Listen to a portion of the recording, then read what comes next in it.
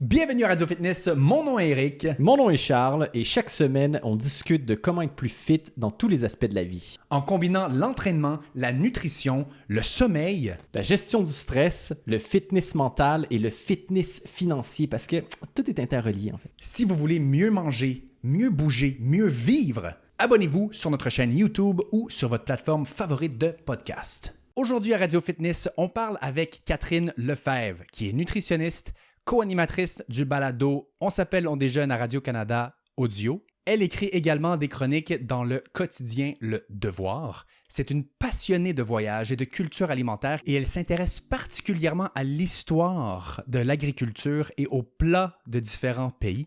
Elle est aussi l'auteure du livre Sucre, vérité et conséquences. Elle nous parle de sucre, elle nous parle de notre relation avec la nourriture. Sans plus tarder, voici notre entrevue avec Catherine Lefebvre. Bonne écoute!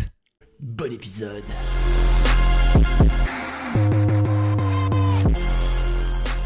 Hey! Hey, salut! Catherine Lefebvre, merci d'avoir accepté l'invitation. Merci beaucoup. Merci de m'avoir invité.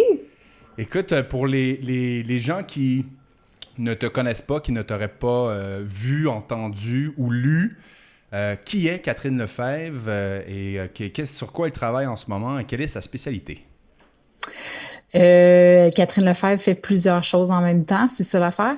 À la base, je suis nutritionniste. Je co-anime le balado On s'appelle et on déjeune sur audio avec mon collègue et très bon ami Bernard Lavallée. Ça, c'est sûr que c'est probablement le travail qui m'occupe le plus ces temps-ci. J'écris beaucoup, je collabore avec différents médias aussi, Le Devoir notamment et Radio-Canada régulièrement. Donc, je m'intéresse à l'alimentation et c'est sûr, là, c'est vraiment le cœur de ma vie.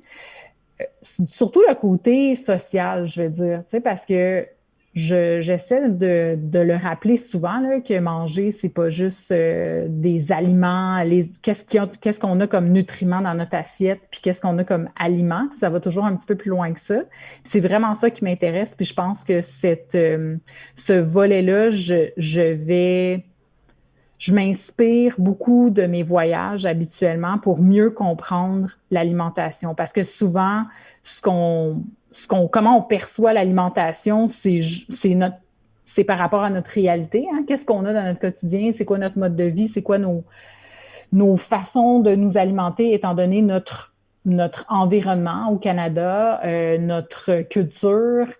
Alors que quand on voyage dans le monde, on se rend compte que notre réalité, c'est juste une petite parcelle de réalité, puis il y a bien d'autres choses qui se passent, puis il y a différentes façons de manger, puis que tout est correct finalement. Là. Il n'y a pas juste une réalité ou une façon de manger qui est intéressante. Et puis, qu'est-ce qui a fait que tu t'es dirigé vers la nutrition? Pourquoi tu as choisi ce chemin-là? Et ça, c'est drôle. Moi, j'ai toujours été très, très bonne en sciences. Là. J'avais vraiment de la facilité avec la biologie, la chimie, ces choses-là. Fait que j'ai toujours trouvé ça très intéressant. Mais je me rappelle, ça, au cégep, ma prof de bio, elle m'avait dit, j'hésitais beaucoup entre aller en biologie ou en nutrition. Je sais même pas pourquoi. Je pense que ça vient beaucoup de ma mère qui aimait toujours, qui a toujours aimé manger, qui s'est toujours intéressée à l'agriculture. Donc, ça a quand même fait partie de ma vie très jeune. Fait que j'hésitais entre la nutrition et la biologie. Puis ma prof de bio au cégep, elle m'avait dit « T'aimes trop les gens. T'es trop comme une people's person, là, tu sais. Tu devrais préférer la nutrition comme champ d'études que la biologie, parce qu'en biologie, tu vas te finir par travailler dans un labo, puis tu vas manquer le monde. » Puis tu sais, cette prof-là, je m'en rappelle encore, c'était une de mes meilleures profs là, de toute mon éducation. Puis je repense à ça, puis je me dis, c'est vrai, ça m'intéresse encore beaucoup la biologie aujourd'hui, mais c'est vrai que j'ai besoin du monde, j'ai besoin de parler d'alimentation, j'ai besoin de m'asseoir autour d'une table, puis tu sais, justement, moi, il n'y a rien qui est plus intéressant, à mon avis, que de s'asseoir autour d'une table, partager un repas ensemble et en parler pour mieux se connaître. Là. Je trouve que l'alimentation a ce côté rassembleur-là qui est vraiment fort. Et tu as écrit un livre aussi sur le sucre. Oui, c'est vrai. J'ai écrit Sucre, vérité, conséquences en 2016 et 3 ans plus tard, il fallait qu'on le réimprime, là, fait que c'est quand même toujours le fun quand on écrit un livre, quand on part en réimpression. Et je me suis dit, tiens, je vais juste voir si ça vaut le coup de le réviser vraiment, juste pour être à jour dans les études puis ces choses-là. Mais finalement, ça avait tellement changé en 3 ans que j'ai presque réécrit la moitié du livre. Wow. C'est ça qui était le fun, c'est que c'était beaucoup de travail, là, on va se le dire. C'était déjà beaucoup de travail la première édition. Là. C'est comme mon plus gros projet à vie. Mais c'était aussi de constater qu'en seulement 3 ans, il y avait vraiment eu un changement au niveau gouvernemental.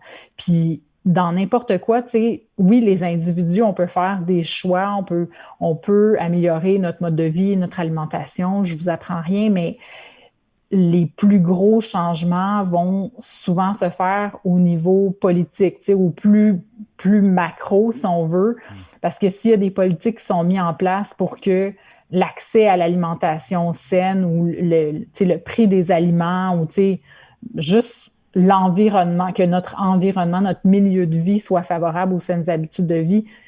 On a beau avoir les meilleures intentions du monde, là, mais ça reste que c'est les politiques qui vont vraiment faire changer les choses.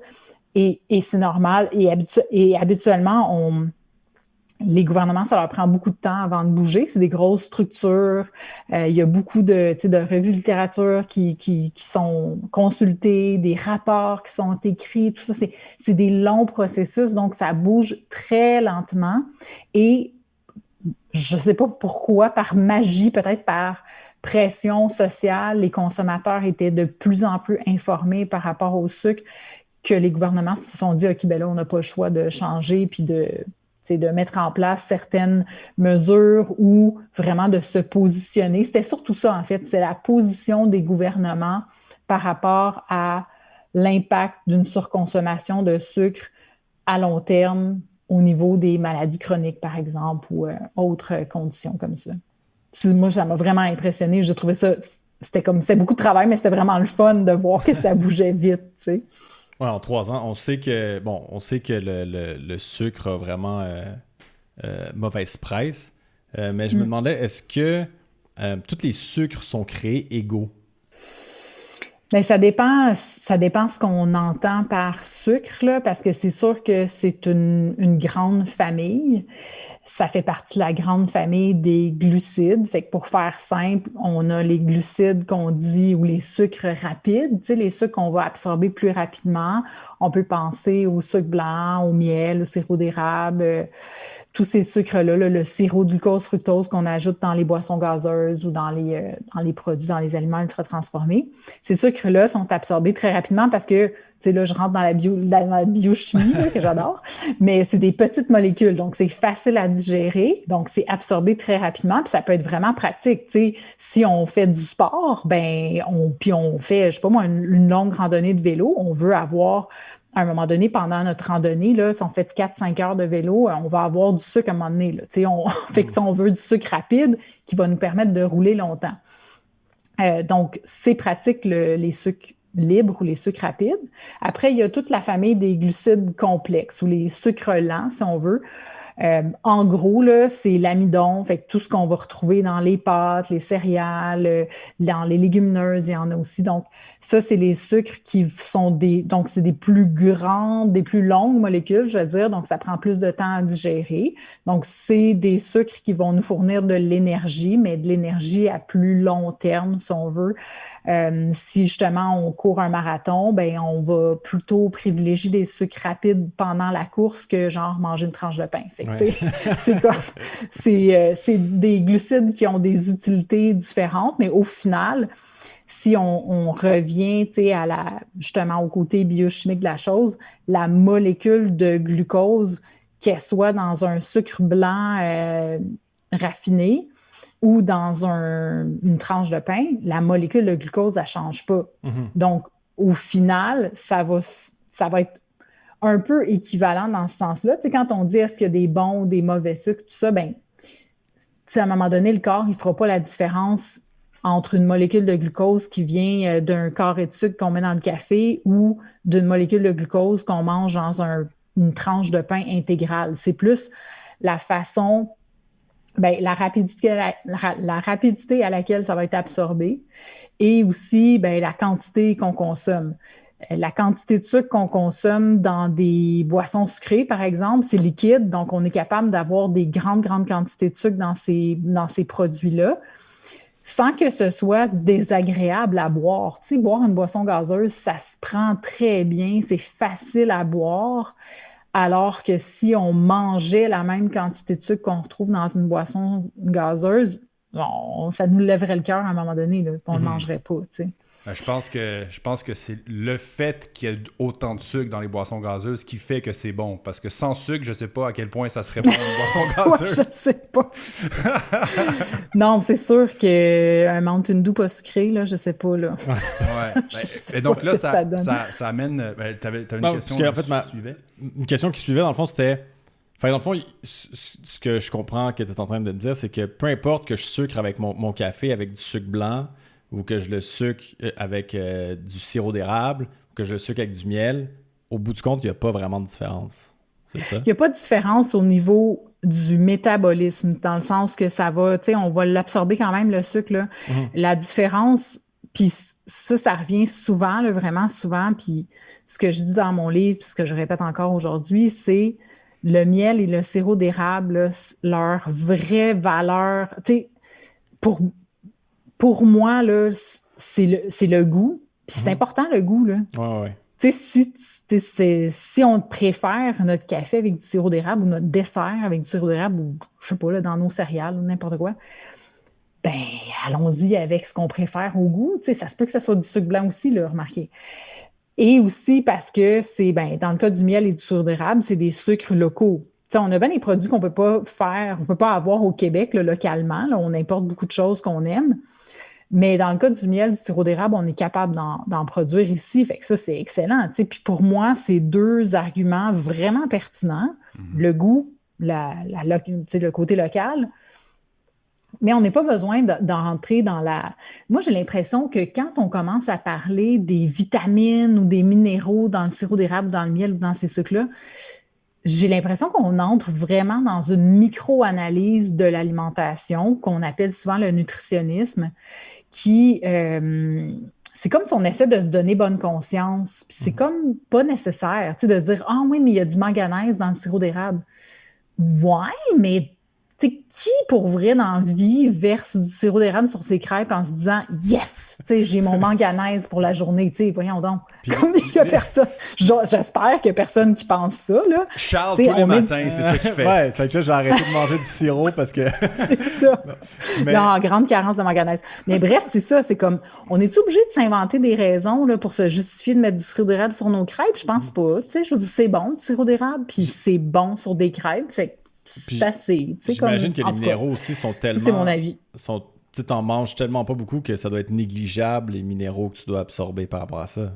Oui, puis souvent, en fait, c'est qu'on va donner cet argument-là pour le sucre brut versus le sucre blanc, tu sais, mais puis tout est une question de comparaison. Avec quoi qu'on compare ça? Si on dit, le sucre brut, il y a vraiment plus de vitamines et de minéraux, si on compare avec du sucre blanc, en effet, ça a l'air extraordinaire. Pardon. Mais si on compare du sucre brut avec des fruits et des légumes, mettons, ça n'a rien à voir, là. C'est comme des traces de minéraux qu'on va retrouver, tu sais. Fait qu'à un moment donné, encore une fois, on choisit pas un type de sucre par sa teneur en vitamines et minéraux. On choisit un type de sucre parce qu'on préfère un certain goût ou parce qu'on veut encourager l'économie locale ou, tu sais, comme j'entends parler des sucres de date, tu sais, toutes les différentes formes de sucre, là, il y en a plein qui se sont développées, tu sais, la purée de date, le sucre de date, le sucre de noix de coco, le sirop d'agave, tu sais, tous ces trucs-là. Moi, j'ai rien contre ces solutions de rechange-là. Souvent, on va nous présenter ça comme des façons plus saines de sucrer. Honnêtement, c'est juste des façons différentes de sucrer au goût. T'sais. Oui, de la purée de date ou de la des dattes, des carrés aux dattes, tout le monde aime ça. Je veux dire, c'est super bon des dattes, puis si on préfère utiliser ça dans nos recettes, ben tant mieux, mais faut pas non plus se mentir en se disant comme ah, c'est extraordinaire ce sucre-là, puis fait que je peux en mettre autant que je veux, puis en utiliser tous les jours dans toutes mes recettes. Tu sais.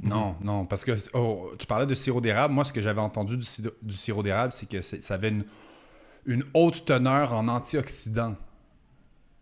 Oui, mais encore une fois, tu sais, est-ce que c'est vraiment intéressant pour l'utilité qu'on fait du sirop d'érable? Est-ce que c'est intéressant dans un point de vue recherche? Mm-hmm. C'est sûr que pour les chercheurs ou pour la Fédération des acériculteurs, c'est intéressant de savoir ça, tu sais.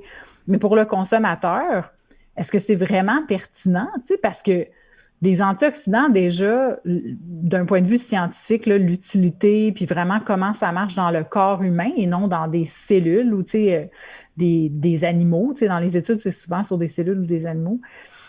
Qu'est-ce que ça fait chez l'humain? Puis après, où est-ce qu'on retrouve les antioxydants? Si on rentre là-dedans, là, où est-ce qu'on retrouve les antioxydants habituellement? En plus grande quantité. Dans les baies. Oui, ben dans les fruits et légumes, en gros, voilà. C'est tout le temps ces aliments-là. Bon, on va se donner bonne conscience encore une fois avec le chocolat puis le vin rouge, là, mais ouais, c'est ça. En gros, c'est les fruits et légumes. Puis c'est ça qu'on va consommer en plus grande quantité dans notre alimentation de tous les jours. Puis au-delà des antioxydants, les fruits et légumes ont plein de bonnes affaires qui sont comme très bien documentées, puis on n'a comme plus de questions à se poser là, sur la pertinence des fruits et légumes dans notre vie. Là, ouais. Fait que moi, je trouve que c'est bien d'avoir de plus en plus d'informations en nutrition.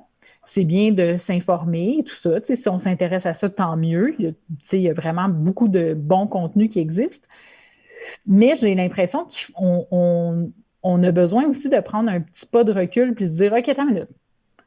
Là, c'est quoi qui est vraiment important là-dedans? » Parce que si on veut pas se casser le bessic quand on arrive à l'épicerie et qu'on essaie d'analyser tous les messages qu'on peut mettre sur un emballage ou qu'est-ce que ça veut dire, tel ingrédient, je sais pas c'est quoi, c'est-tu bon, c'est-tu pas bon, qu'est-ce que ça fait si j'en mange une fois, 20 fois, 100 fois?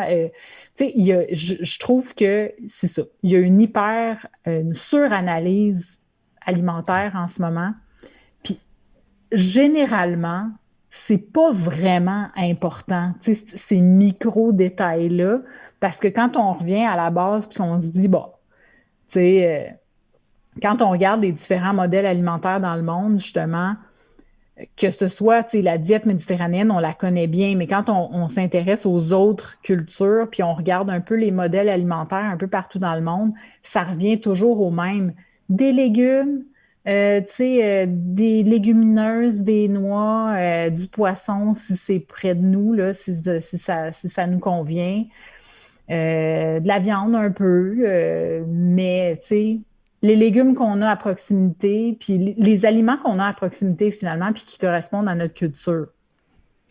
Après, les micro-détails, là, pour moi, je trouve que c'est plus une source de stress qu'une source de plaisir dans l'alimentation. Ouais. C'est vrai que c'est facile de s'enfarger dans les fleurs du tapis, puis que si tu commences à tout regarder en détail, ben, tu mangeras plus rien parce que soit que tu mangeras plus rien ou tu vas t'asseoir devant ton assiette et tu vas te dire « Hey, c'est-tu correct? » Ouais, exact. C'est plate, ça, à un moment donné. En tout cas, moi, je trouve que... Puis, c'est aussi des questions du public ou des auditeurs dont s'appellent des jeunes. On a vraiment une super relation avec nos auditeurs. Là. Ils nous écrivent beaucoup puis ils nous partagent vraiment des témoignages super détaillés, super touchants et tout ça. Puis des fois, je me rends compte comme OK, là, c'est ça, c'est vraiment généralisé comme façon de percevoir l'alimentation, puis c'est pas de leur faute. Ils sont bombardés d'informations, puis l'information n'est pas toujours juste. Ou des fois, on va présenter, dans les médias, les titres sont souvent très accrocheurs, c'est normal, on veut que les gens cliquent, on veut que les gens lisent, on veut que les gens circulent sur les sites d'information. Mais quand, vous le savez autant que moi, là, mais quand on regarde vraiment un article au complet, quand on lit au complet, le titre, des fois, il n'y a pas vraiment rapport avec le cœur du texte. Puis quand on lit le texte au complet, on se rend compte que finalement, l'étude elle nous dit pas grand-chose. T'sais. On revient toujours à quelque chose de très, très de base à la fin où les auteurs vont préciser qu'il manque de nuances, qu'il manque de données, qu'il manque de ci, qu'il manque de ça. Mais dans le gros titre, ça va être super sensationnel, puis comme « Ah, cool, le chocolat prévient les maladies du cœur. » Tu sais, genre, je sais n'importe quoi, là, mais c'est souvent des titres comme ça. C'est intéressant ce que tu dis parce que je me rappelle plus où j'avais entendu ou lu ça, mais je me rappelle vivement que dans les années 1970 à peu près, parce que bon, je me rappelle pas de ça parce que j'étais là, je me rappelle d'avoir entendu cette histoire, que il y a eu cette guerre, c'est venu d'une étude où je sais pas d'où c'est venu exactement, mais il y a eu une guerre contre le gras dans les années 1970. C'est Ancel Keys. Voilà. Ouais. Et de ce mouvement-là a découlé tout le mouvement faible en gras. Et donc, de ce que j'ai compris, pour que les aliments aient meilleur goût, ils ont rajouté du sucre dans pas mal tout pour avoir meilleur goût. Et c'est ce qui aurait augmenté le taux d'obésité aujourd'hui, du fait que dans à peu près tout, il y a du sucre ajouté. Est-ce que c'est vrai, ça? C'est sûr que c'est un raccourci dans le sens que le sucre n'est pas comme à la base de tous les maux de la planète. Là, comme les maladies chroniques, c'est très complexe. Puis il n'y a pas juste... Déjà, il n'y a pas juste l'alimentation qui est en jeu, mais il n'y a certainement pas juste le sucre qui est en jeu.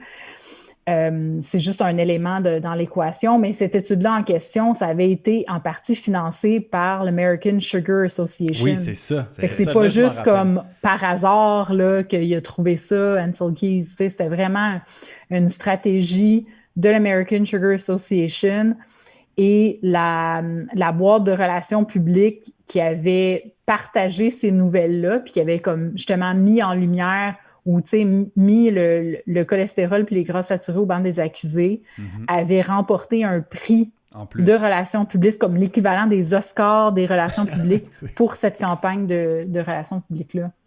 Parce que justement, c'était un faux message puis qu'il l'a fait passer comme vrai message. C'est pour ça que... c'est pas nécessairement un faux message parce que je pense pas que quand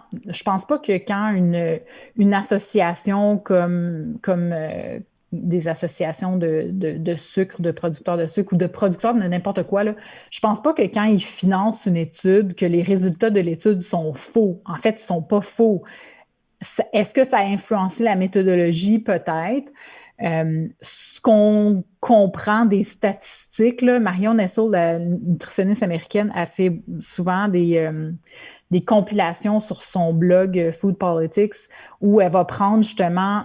Ça va comme comptabiliser les études financées par l'industrie, puis à quel point les résultats sont favorables à l'industrie. Que finalement, quand une industrie finance une étude, les résultats sont rarement négatifs. Donc, tout est dans la façon de faire l'étude. Est-ce que nos comparaisons sont bonnes? L'interprétation des résultats, comment on présente les résultats, tout ça. Bref, il y a plein d'éléments.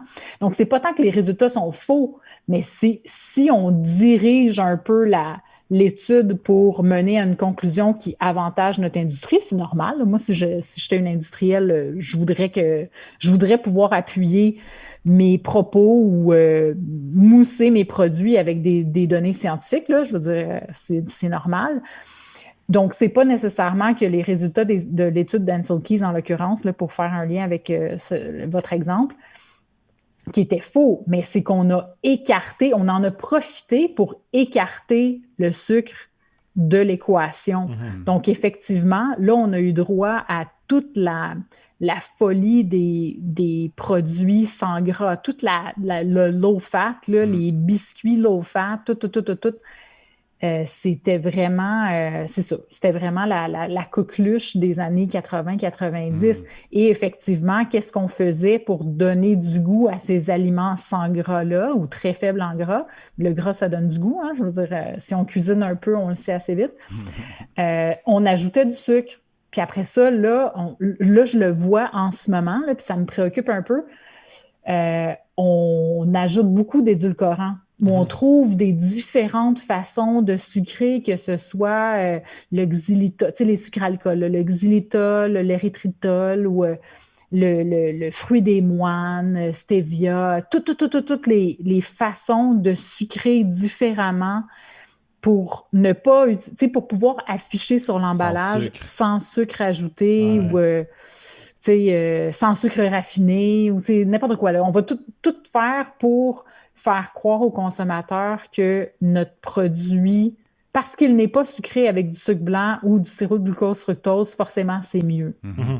Mais ce qui peut être dangereux parce que, tu sais, boire un Coke diète qui a 0 calories, ben, c'est bien plus facile d'en boire 14 dans ma journée parce que justement, c'est comme si je buvais rien, il y a 0 calories. C'est pas grave, tu as 0 effet négatif de faire ça. Tandis que t'es peut-être mieux de te prendre un Coke avec du sucre dedans puis de dire que moi, j'en boire juste un puis je vais arrêter ça là, tu sais. Moi, je te dirais, t'es mieux de pas boire de Coke. Non, mais de temps en temps, c'est correct, là, de temps en temps, tu sais. Mais oui, mais c'est ça, sauf que, tu sais, c'est... surtout, tu sais, sur quoi c'est vraiment important d'insister, c'est que...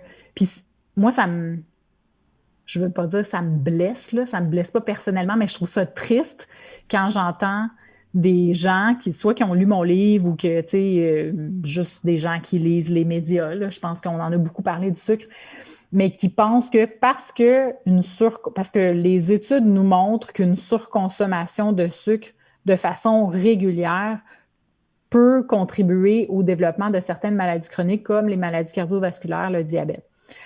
Diabète de type 2, évidemment. Mm-hmm. Et là, ils prennent cette information-là puis ils se disent, ben ça y est, il faut que j'élimine le sucre de ma vie. Puis moi, je suis comme, mais non. C'est comme la pire stratégie parce que qu'est-ce que ça fait quand on se reste... Ben premièrement, tu sais, il n'y a pas une étude qui nous dit qu'on doit éliminer le sucre de notre vie, là. Comme déjà, en partant, scientifiquement, c'est pas prouvé. Mais le fait de se restreindre, puis ça, on en parle souvent au podcast dans mon balado avec Bernard, mais la restriction alimentaire, qu'est-ce que ça fait? Ça entraîne des mécanismes compensatoires qui vont juste faire en sorte qu'on va avoir envie, on va avoir bien plus envie d'en manger du sucre. Là. Si on se dit, il ne faut pas que je mange du dessert, il faut pas que je mange du dessert, on va juste penser au dessert. Là. Mm-hmm. C'est normal, le cerveau, il est fait de même. Exactement.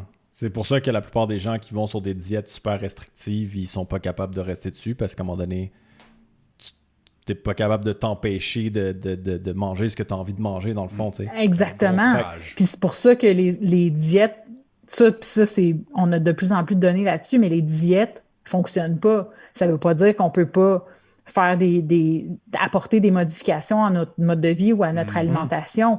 Mais si nos modifications viennent d'une restriction, il y a fort à parier que ça ne va pas fonctionner. Parce qu'effectivement, ben déjà, manger à sa faim, c'est juste un besoin primaire. C'est vraiment juste comme respirer et boire de l'eau. Là. C'est vraiment dans la même catégorie de besoins. Et on a tous des préférences pour certains aliments, que ce soit en fonction de nos personnels ou culturels ou, peu importe où on habite dans le monde. Là, ça va varier évidemment d'un endroit à l'autre. Mais bref, si on s'éloigne de ça, on s'éloigne un peu de nous-mêmes. Mm-hmm. À un moment donné, c'est sûr qu'on va avoir envie de manger le bon dessert là, que notre grand-mère nous faisait tant, puis, ou la recette familiale là, qui nous rappelle des souvenirs d'enfance, ou juste les produits qu'on aime. Si on s'écarte de ça, là, c'est sûr qu'à un moment donné, on va être comme « Hey, oublie ça, là, regarde, là, je vais faire la recette de ma grand-mère, j'en mange toute la semaine. » Puis après ça, qu'est-ce qu'on fait? Moi, l'affaire qui me trouble le plus là-dedans, c'est que quand on fait comme « Hey, je me fais la recette de ma grand-mère puis j'en mange toute la semaine », puis que là, notre diète, elle ne marche plus, on se tape sa tête. On ne tape pas sa tête la diète qui ne marche pas, là. Mm-hmm. Tu sais, ça, je trouve ça hallucinant. Puis j'en reçois des témoignages comme ça, des gens qui se disent hey, « Moi, pendant 22 ans, j'ai fait des diètes à chaque année. » Je suis comme « Hey, perte de temps, là? Mais quelle perte de temps? Puis à quel point on peut mettre le plaisir de côté dans la vie, tu sais. En tout cas. mais c'est vrai. Ça me fâche. Non, mais c'est vrai. Ça t'affecte profondément, là. Parce que mais je trouve ça triste parce que moi, j'aime tellement ça manger. Ben, c'est souvent ça qu'on entend. Les gens disent « Ah, mais moi, j'aime ça manger, donc inévitablement, c'est pour ça que je suis gros. » Mais c'est pas vrai, ça. C'est pas parce qu'on aime manger que nécessairement, on est obligé de faire de l'excès dans tout, puis qu'on est obligé d'être en surpoids. Parce qu'il y a plein de personnes qui sont dans l'embonpoint puis que j'entends dire « Ah, mais moi, je pourrais jamais être comme toi, mais j'aime trop manger. » Mais là, tu penses que moi, j'aime pas manger? Ben, c'est aussi, tu sais, ça vient aussi quand même du fait que on associe beaucoup certaines formes corporelles à comme toi, si tu as cette forme corporelle-là, forcément, c'est parce que tu manges trop, t'es glouton, tu peux pas t'arrêter, t'as pas de contrôle, tu sais. Comme la forme du corps, si on mangeait exactement la même chose, là, calculée au gramme près, là, pendant un an de temps, j'aurais pas votre forme, là, puis vous auriez pas ma forme. Ben, il y a plus que l'alimentation ou même aussi qui rentre ou en même ligne de vous deux, compte. là, comme deux hommes, si vous mangez exactement la même chose, là, votre corps réagirait pas de la même façon, tu sais. Fait que c'est juste erroné, là, d'associer comme une forme corporelle à un mode alimentaire, en fait, tu sais. Parce que oui, on peut prendre du poids là, dans la vie parce qu'on a mangé d'une certaine façon. Ça se peut que ça arrive. Mais ça se peut aussi que notre corps, qu'on mange de façon bien intuitivement, là, puis qu'on mange à sa faim, là, puis on n'est pas du tout dans les excès, puis on va avoir un poids plus élevé que, je vais dire, la moyenne, mais il n'y a rien de négatif ou il n'y a rien de problématique là-dedans. C'est juste la forme de notre corps qui est différente. Ben, c'est ça, en fait, ce commentaire-là vient... Ce commentaire-là est fait en pensant que pour être en forme, pour avoir une shape découpée au couteau, ben là, c'est sûr que si tu veux être découpé au couteau, faire des il faut travailler un petit peu sans. Si tu veux faire des compétitions de bodybuilding, c'est une autre chose. C'est un autre sujet. Être en forme de façon générale à tous les jours, il ne faut pas nécessairement avoir une balance puis peser tous tes aliments puis compter les poids dessus. C'est ça que les gens pensent. Ils disent, donc moi, je peux pas être en forme comme toi parce que moi, j'aime trop manger. Ça me tente pas de faire ces affaires-là. Ça me tente pas de toujours manger poulet, riz, brocoli. Mais c'est pas ça non plus qu'on parle, là, tu sais. Puis moi non plus, ça me tente pas de choisir mes aliments puis de manger. Non. Exactement. Fait que ça va beaucoup plus loin que d'être restrictif. J'aime ce que tu amènes, le fait d'aimer ce qu'on mange.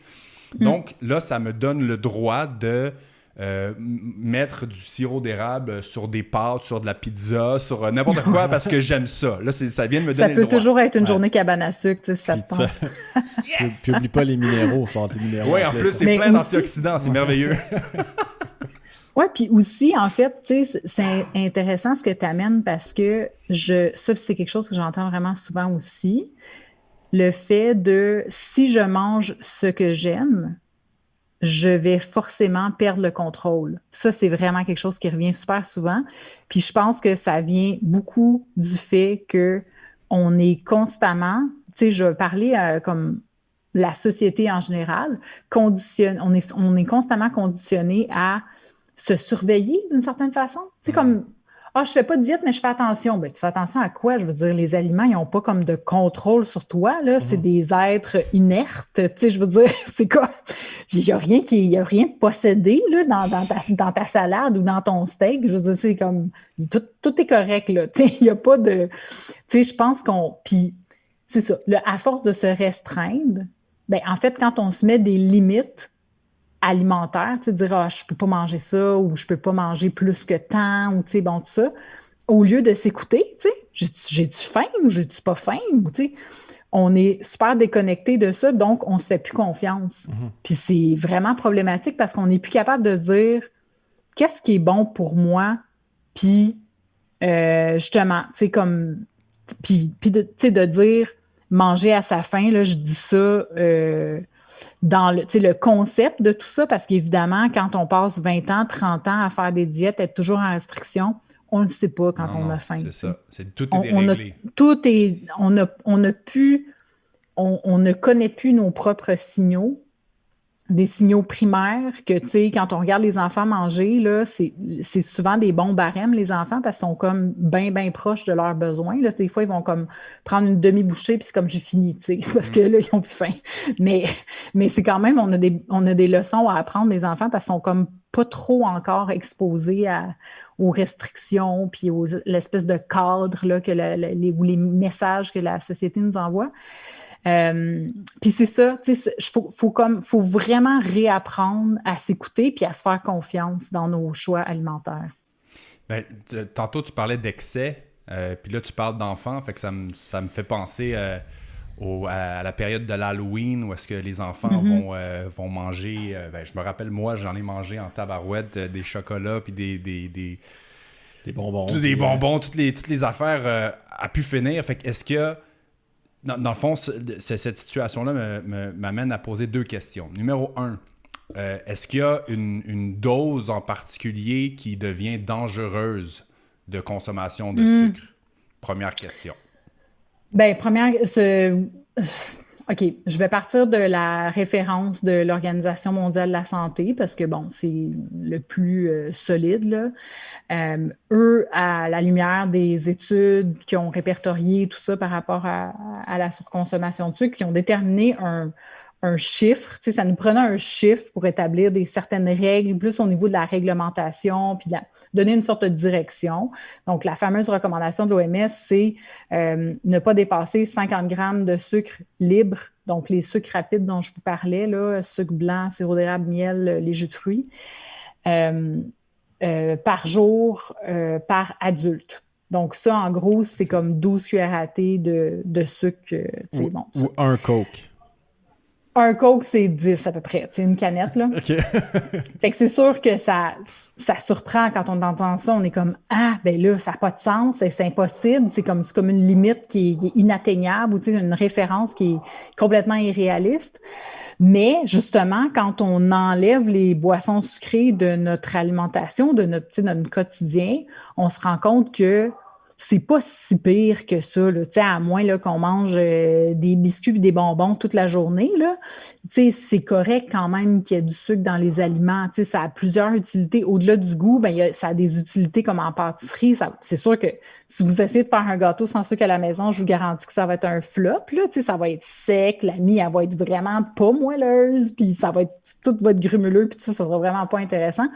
Donc, c'est normal qu'il y ait du sucre dans les aliments. Est-ce qu'il y a des meilleures recettes? Est-ce qu'il y a des aliments qui, des industries qui vont dire, ben écoute, on va travailler notre recette, puis on va mettre si c'est un dessert, on va mettre des épices, on va mettre des noix pour ajouter du goût, de la texture. Il y a des façons de travailler les recettes pour qu'elles soient moins sucrées, mais le 3/4 du temps, c'est pertinent d'en avoir quand même. Des desserts pas sucrés, c'est vraiment pas intéressant. C'est vraiment moins de fun. Vraiment. Oui, c'est ça, tu sais. Puis, honnêtement, moi, ma seule raison de réduire le sucre dans les recettes, que je trouve sur Internet ou dans des livres, c'est souvent parce que j'ai déjà fait la recette, puis je la trouvais trop sucrée à mon goût, là. Tu sais, vraiment, comme, moi, j'ai pas le bec si sucré que ça. Fait que, tu sais, si je me fais un truc au chocolat, ben j'aime ça que ça goûte le chocolat. J'aime mieux que ça goûte le chocolat que ça goûte le sucre. Fait que, tu sais, des fois, je vais jouer un peu, mais toujours en gardant quand même une quantité de sucre raisonnable pour que ma recette soit bonne au goût, là, au final. Tantôt, tu parlais de ne pas manger des bonbons ou des biscuits à la journée longue. Ça arrive à plusieurs personnes de prendre juste un biscuit. Après ça, il y a juste un autre. Et juste un autre. Et finalement, je réalise j'ai mangé la moitié de la boîte, il va falloir que j'arrête. Donc, est-ce que le sucre n'est pas addictif? J'ai entendu dire que le sucre était plus addictif que de la cocaïne. Ah oui, on en a parlé beaucoup de ça. Puis même des chercheurs qui ont présenté des études là, sur des rats, que là, les rats, ils préféraient, ils étaient comme... Je pense que c'est des rats qui étaient comme dépendants à la cocaïne. Puis là, ils étaient dans une cage, puis il y avait le choix entre une shot de cocaïne ou du sucre. Puis là, il allait vers le sucre. Fait que là, oh mon Dieu, le sucre, c'est ça la conclusion. C'est un peu une conclusion spectaculaire. Puis, évidemment que des études sur les animaux, on ne peut pas les transposer directement chez l'humain. Physiologiquement, on n'a pas été capable de prouver que le sucre entraîne une dépendance. Par contre, on peut se poser la question, comme évidemment, tout le monde aime le sucre, là. C'est bon, c'est génétiquement en nous d'un point de vue de survie, là, si on remonte vraiment comme à la préhistoire. Mais apparemment, c'est un des deux seuls goûts qu'on n'a pas besoin d'apprendre, c'est le sucré puis le salé. Exact. Fait que, tu sais, je reviens encore aux enfants, mais tu sais, les enfants, on va pas leur donner des fruits en premier nécessairement parce que c'est déjà un goût acquis. On va vouloir les exposer à d'autres types de goûts pour pas qu'ils fassent comme arc après, c'est bien trop amer ou, tu sais, des céréales, ça goûte pas assez sucré. Donc, tu sais, fait qu'on veut les habituer à d'autres goûts parce qu'on sait que le sucre, c'est comme déjà gagné d'avance. Tu parlais de la préhistoire. Oui, la préhistoire. Fait que là, par rapport à la dépendance, donc, on aime le sucre, c'est correct, mais je pense que cette idée là, du biscuit ou de, tu sais, de dire comme, OK, je peux pas m'en empêcher, tu sais, je peux pas arrêter d'en manger, je pense encore une fois que ça vient beaucoup de la restriction. Tu sais, de se dire, puis aussi, qu'est-ce qui nous entraîne à manger comme, tu sais, justement, un bol de bonbons, tu sais, comme, puisque, tu sais, je veux dire, encore là, je dirais, tu sais, l'exemple de l'Halloween, c'est un bon exemple, tu sais, c'est pas la fin du monde de manger un bol de bonbons, dans le fond, tu sais, mais c'est plus c'est quoi le comportement? Est-ce que c'est associé à un comportement qui, par la suite, nous entraîne comme de la culpabilité parce que là, on se dit comme « Ah non, tu sais, j'ai encore mangé des bonbons », puis là, on se tape sur la tête parce qu'on est comme, tu sais, on se sent pas correct, tu sais. Donc, je pense que ça vient beaucoup plus de là que du fait que le sucre comme tel entraîne une dépendance. Récemment, on a fait une entrevue avec la nutritionniste américaine Christy Harrison qui a écrit le livre Anti-Diet qui a été traduit en français, Anti-régime, qui a été publié récemment au Québec. Bref, elle assistait justement à une étude, puis là, il y avait mis des personnes au régime là, depuis tout le temps, là, qui font des régimes à répétition dans une salle, puis il y avait des gens qui ne font jamais de régime, puis il leur donnait des aliments ultra transformés, donc probablement plus salés, plus sucrés. Et ils ont constaté que, puis là, tu sais, je veux dire, c'est une observation, là, tout ça, là, c'est pas non plus l'étude la plus rigoureuse, mais bref, les gens qui sont toujours au régime avaient tendance à manger davantage que les gens qui ne sont pas au régime. Pourtant, ils mangeaient exactement la même chose. Oui, les aliments ultra transformés, c'est plus salé, c'est plus sucré, c'est stimulant. Tu sais, quand on en mange, on est comme tabarouette qui se passe des affaires dans ma bouche. Tu sais, comme c'est genre hyper stimulant. C'est le fun.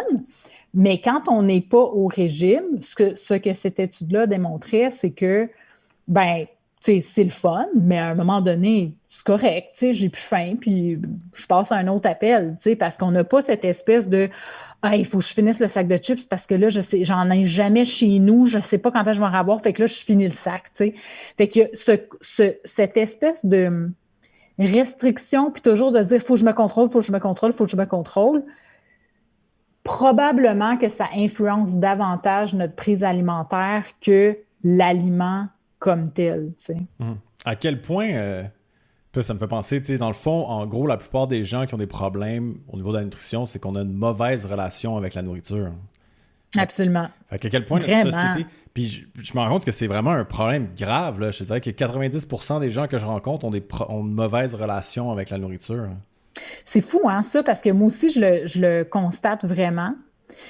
Puis, tu sais, il y a des collègues en nutrition qui disaient même que en clinique maintenant, il y a des gens qui rentrent puis qui veulent, tu sais, c'est tellement, on a beaucoup parlé de grossophobie, d'alimentation intuitive, justement de faire la paix avec notre relation avec les aliments, avec notre corps, tout ça, que là, c'est rendu qu'il y a des gens qui se présentent en clinique puis ils n'osent pas dire qu'ils souhaitent perdre du poids, par exemple. OK. Puis là, j'étais comme, OK, là, on est rendu loin, là. Tu sais, je comprends, mais je comprends, tu sais, je comprends d'où ça vient, puis je comprends comment une personne qui, toute sa vie, s'est dit à elle-même, faut que je perde du poids, faut que je perde du poids parce que je ne cadre pas dans un certain modèle imposé par la société, là. C'est pas nécessairement une question de santé, c'est vraiment comme apparence. Ou je me suis fait dire par mon médecin que je devais perdre du poids, ou, tu sais, peu importe la raison. Donc, cette pression-là, elle est présente, mais là, en ce moment, on nous dit, ben là, c'est pas pertinent de perdre du poids, ou c'est pas, tu sais. Moi, fait que il se crée une espèce de, tu sais, de dilemme ou de on ne sait plus quoi penser, tu sais, j'ai l'impression, puis je trouve que dans toute cette conversation-là, puis encore une fois, ce que j'apprécie beaucoup des auditeurs dont s'appelle Léon Desjeunes, c'est qu'on a créé comme une espèce d'espace sécuritaire, tu sais, comme un safe space, où quand on s'écrit, tu sais, quand ils nous écrivent, puis on répond, puis tout ça, puis on a une conversation, tu sais, parce que nous, on n'a pas, c'est pas une ligne ouverte, là, les gens ne nous appellent pas pendant l'épisode, mais tu sais, on a cette discussion-là avec les auditeurs. Ils s'ouvrent beaucoup à nous, puis ils sont très honnêtes. Puis ça, là, c'est tellement un privilège parce que j'ai l'impression que nous, on se permet d'en parler ouvertement, puis de se poser des questions. Puis, tu sais, j'écoute des épisodes du début, ben, ma pensée a évolué, puis je pense que c'est important de se laisser cette liberté-là, tu sais, d'évoluer comme on évolue tous comme personnes là, dans la vie. On apprend tous les jours, puis c'est extraordinaire, puis on raffine notre pensée, on est ailleurs. Tu sais, puis même par rapport au sucre, tu sais, ça a évolué aussi ma perception de tout ça, tu sais, puis ça a évolué, les études ont évolué, le développement de produits. C'est justement, tu sais, moi, j'ai écrit un livre là-dessus, je les ai vus, là, les impacts du sucre et tout ça, que ce soit au niveau environnemental, au niveau des droits de la personne ou sur la santé. Je les ai tous étudiés, là. Mais là, je vois tous les produits, justement, hyper édulcorants, toutes sortes de façons d'envoyer des messages. Puis là, on a mis du sirop de telle affaire, donc c'est un dessert sans culpabilité. Je suis comme, voyons! Ouais. Hey, si tu veux manger un brownies au sucre blanc, là, mange-les donc! Ben oui. C'est bien correct. En tout cas, fait que bref, c'est ça. Ça évolue, puis c'est correct. Puis c'est correct que des fois, on ait une discussion, qu'on ne soit pas d'accord, ou on ait une discussion, puis que ce soit un peu inconfortable parce qu'on ne sait pas trop quoi faire avec cette information-là. Mais je pense que en étant honnête, puis en se disant, ben écoute, moi, je me suis rendu compte que j'avais une relation un peu tordue parce que X, Y, Z raison.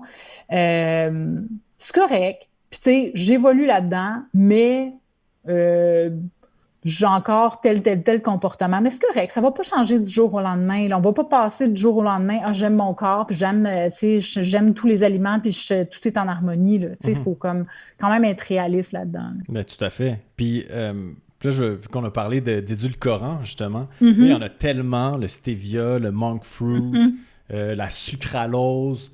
Là, il y a plein d'études qui disent que la sucralose, c'est super mauvais, mais est-ce qu'il y a vraiment une différence dans tous ces édulcorants-là? Est-ce qu'on peut en consommer? Est-ce que tu conseilles d'en consommer? Moi, je ne conseille pas d'en consommer. On a beaucoup parlé de l'aspartame. L'aspartame donne le cancer. Ouais, on était beaucoup là-dedans dans les années 90 à peu près. Et puis, en tout cas, ça me fait tout le temps rire ces études-là, parce que au final, les édulcorants, depuis toujours, ils ont été développés pour nous donner bonne conscience. Tu sais, les vieilles pubs de Pepsi Diète, là, c'était genre le même bon goût, 100 calories, une affaire de même, là, tu sais, ou comme garder votre taille de guêpe avec du Pepsi Diète, en tout cas, tu sais. On peut avoir beaucoup de fun à fouiller dans des vieilles pubs, là, mais bref, c'est beaucoup ça les messages, tu sais, le même bon goût de telle affaire, mais 100 calories. Mais encore une fois, moi, j'aime pas ça, les fausses affaires. Fait que c'est sûr que de faire semblant que je sucre quelque chose avec un faux sucre, pas parce que c'est artificiel, là, mais vraiment parce que c'est comme, pourquoi faire semblant dans le fond, tu sais? Parce que si le fait que, tu donnais l'exemple du Coke Diète tantôt, mais tu sais, si le fait qu'on se dit, ben il y a pas de calories dans ma boisson gazeuse, comme c'est extraordinaire, puis là, on en boit toute la journée. Ben c'est pas mieux, dans le sens que, tu sais, dans la vie, il n'y a pas juste les calories là, qui comptent. Si on fait juste penser au goût, c'est sûr que ça devient notre référence, tu sais, de toujours boire quelque chose de sucré ou au goût de sucre, là, mettons. Ben ça encourage notre goût pour le sucre aussi le reste de la journée, tu sais. Donc, là, il y a le côté sucre ou le côté saveur, le côté goût. Et après, quand on pousse ça un petit peu plus loin comme réflexion, ben, on se rend compte que ça n'a pas beaucoup d'impact sur les habitudes de vie en général, dans le sens où on nous a vendu ça en disant ben c'est extraordinaire, ça n'a pas d'impact sur la glycémie, par exemple. Donc, pour les personnes diabétiques, c'est intéressant. Ou, ben, il n'y a pas de calories, fait inquiétez-vous pas pour le poids ou pour, tu sais, peu importe. Donc, on nous a vendu ça un peu comme du rêve. Et quand après, on a fait des études pour voir est-ce que finalement, les grands... Puis là, encore une fois, on est dans les études d'observation parce qu'en alimentation, c'est souvent ça qu'on fait là, pour une question éthique et pour une question de budget. Mais on a observé que les grands consommateurs de boissons, le boisson diète, là, je veux dire au sens large, les boissons diète, est-ce qu'il y avait moins le diabète que les autres, finalement? Je donne un exemple des bienfaits qu'on donne ou qu'on essaie d'utiliser pour les édulcorants. Et au final, pas vraiment.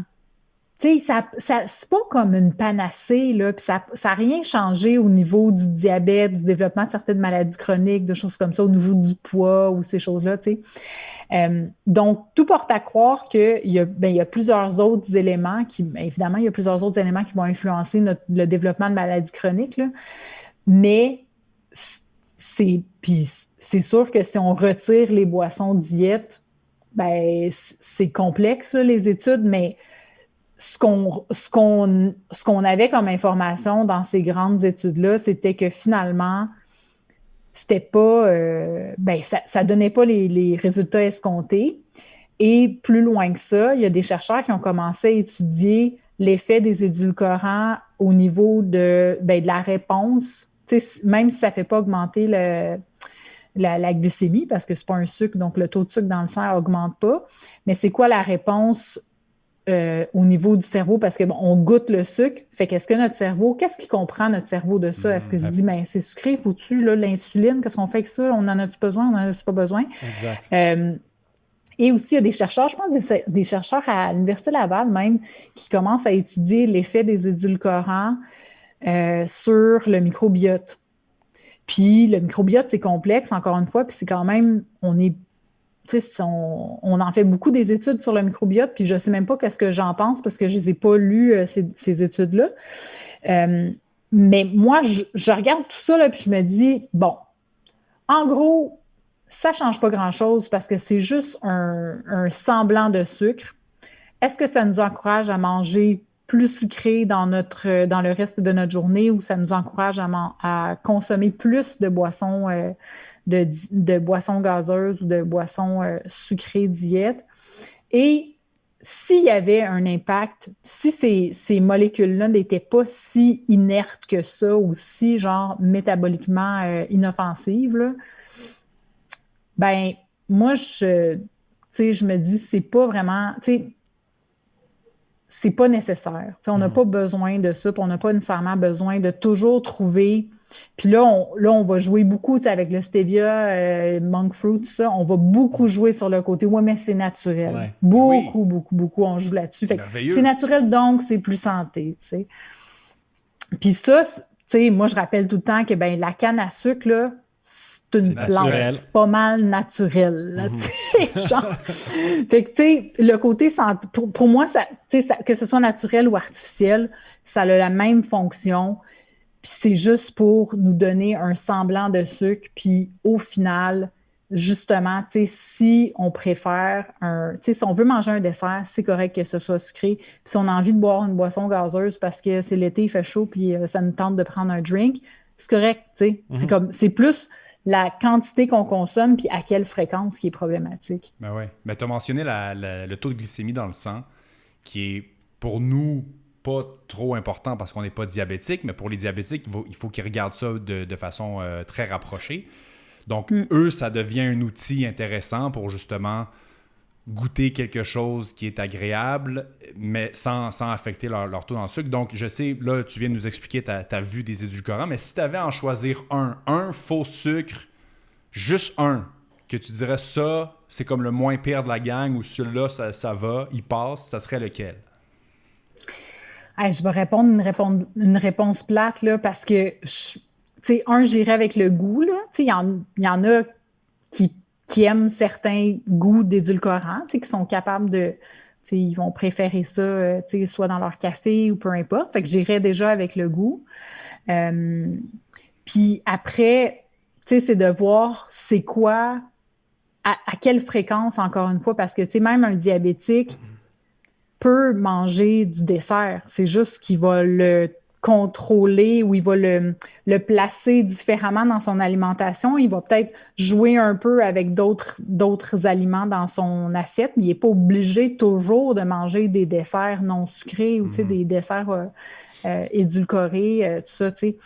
Fait que c'est effectivement, tu sais, si on a envie de prendre un drink puis qu'on est diabétique puis ou on préfère carrément juste ce goût-là, ben parfait. Dans le fond, là, un édulcorant ou un autre, ça change pas grand-chose dans le sens que, tu sais, je pourrais bien dire stevia, là, mais stevia, il y a des gens, et moi la première, je trouve que ça a un arrière-goût amer, fait que pour moi, c'est vraiment pas intéressant. Puis là, je reviens à la base qui est le goût. Moi, c'est toujours ça qui va diriger mes choix alimentaires. Tu sais, je vais pas faire semblant d'aimer ça parce que c'est une plante, tu sais. Donc, c'est ça. C'est comme une réponse plate, là. J'ai pas de réponse claire. C'est très satisfaisant. C'est toute la merde. Hein, non, mais je veux dire, c'est juste comme faut le voir pour ce que c'est. C'est un simili ou une imitation de sucre qui nous est vendue comme une solution de rechange vraiment meilleure, alors que ce n'est pas vraiment meilleur. Puis encore une fois, j'imagine que la quantité est tellement faible que peu importe que ce soit du stevia ou de la sucralose, j'imagine que ça ne va pas changer grand-chose l'un ou l'autre. Là. Non, pas du tout. Mais c'est ça, c'est tellement... Le pouvoir sucrant de ces ingrédients-là est tellement élevé qu'effectivement, on met vraiment des petites quantités puis ça va goûter très, très sucré. Fait que, tu sais, puis je pense pas que d'un point de vue... tu sais, moi, d'un point de vue de la santé, là, justement, l'histoire de l'aspartame puis du cancer, tu sais, je pense vraiment pas que c'est là la question, tu sais. De toute façon, les études nous l'ont montré, mais c'est pas toujours le cancer dans la vie le problème. Là. Aussi, là, vous se rappelez ça, mais c'est ça. Moi, c'est plus le contexte. Dans quel genre d'aliments on ajoute ça aussi? C'est dans des boissons sucrées, pas sucrées, ou dans des aliments, c'est un peu comme les additifs ou des choses comme ça. On ajoute ça dans des aliments ultra transformés parce qu'on veut donner plus de goût, mais pas de sucre, donner plus de texture, mais pas de gras. C'est toujours un peu un genre de trucage, comme c'est ça, un trucage de film, là, parce qu'on veut faire semblant que telle chose arrive. Puis c'est ça. Moi, c'est dans l'ensemble que ça me dérange. Après, manger des aliments ultra transformés parce que ça te tente, parce que tu aimes ça, le craft dinner. On a fait un épisode là-dessus, puis j'ai comme déclaré tout mon amour pour le craft dinner. Ben pour vrai, moi, le craft dinner puis les chips, là, on est bien chumés. Mais c'est ça. Moi, quand je mange un craft dinner, je me pose pas 50 questions sur quel colorant ils ont utilisé, puis ils ont-tu mis des additifs, là? Je pense pas à ça. C'est comme zéro à ça là, que je pense. Moi, je pense à mon craft dinner que j'adore. Ouais, c'est bon dans ma bouche. Fait que, tu sais, je pense que ça revient vraiment à ce que je disais au début, là, puis de dire, hey, regarde, c'est le fun d'avoir de l'information, c'est le fun de comprendre la science. Moi, j'adore la science, puis je vais continuer à lire, puis m'éduquer, puis apprendre des choses. Mais dans mon quotidien, là, je ramène ça à la base, puis je me pose pas 1 million de questions, puis je mange les aliments que j'aime. Et si je veux, tu sais, quand on parle de changement des habitudes de vie, je pense qu'il faut que ça se fasse dans une optique de découverte. Il faut que ça soit le fun, il faut que ça soit, tu sais, comme en voyage. Quand on arrive à quelque part, on est comme, ah, c'est donc bien le fun, tu sais, un kiosque là, de bouffe de rue, on rentre dans un restaurant, on connaît rien sur le menu, puis on est comme, yes, on essaye des choses, puis là, on trouve un plat qui est comme le plat national dans le fond. Et c'est délicieux. Puis là, c'est le fun. Puis là, c'est bien le fun d'ajouter des aliments quand on est dans cette optique-là. Hey, un nouveau légume, c'est super le fun, ça goûte telle affaire, mais un petit peu saucy, puis c'est comme nouveau, tu sais. Si on est là-dedans, c'est vraiment le fun de manger, là, plutôt que de se dire, faut pas que je mange trop de sucre, faut pas que je mange d'édulcorant, faut pas que. C'est super plate. Alors que quand on découvre des choses puis que ça marche pour nous, là, on fait pas d'effort. C'est pas genre, faut que je mange du kale. C'est comme, hey, c'est le fun, c'est bon. Ou, tu sais, moi, ça, je suis capable de manger ça dans mon quotidien parce que ça me va. Puis moi, ce qui me va, c'est pas la même chose que ce qui vous va. Puis c'est correct, tu sais. Oui, définitivement. Tantôt, tu as parlé de l'aspect aspartame, cancer, etc. Moi, j'ai entendu dire que les cellules cancérigènes se nourrissent de sucre. Donc, si tu veux éviter d'en avoir, tu devrais limiter le sucre. Ou si tu as déjà eu un cancer, tu ne devrais pas manger de sucre. Est-ce que c'est vrai? Diète keto. Est-ce que c'est vrai? Ah ouais, c'est la diète keto qui est là-dessus? Non, là, c'est Charles qui rajoute des mots dans ma bouche. Je n'ai jamais dit ce mot. Diète keto, man, tu ne pogneras jamais le cancer avec ça. Tu ne manges pas de sucre. Ah, OK, voilà. Okay. C'est réglé. Ouais, mais t'as-tu du fun? Oh non! Ça, c'est clair que non. J'ai des amis qui l'ont fait. Tu devrais tellement faire ça, tu devrais tellement faire ça. Comme j'ai essayé assez de trucs pour te dire que non, je ne vais pas arrêter de manger du riz. Non, je ne vais pas arrêter de manger des patates. Impossible, je vais être misérable si je fais ça. Quand ça, j'essayerai même pas, là, ça m'intéresse pas. Oui. Mais en fait, tu sais, encore une fois, là, par rapport au cancer, ce que les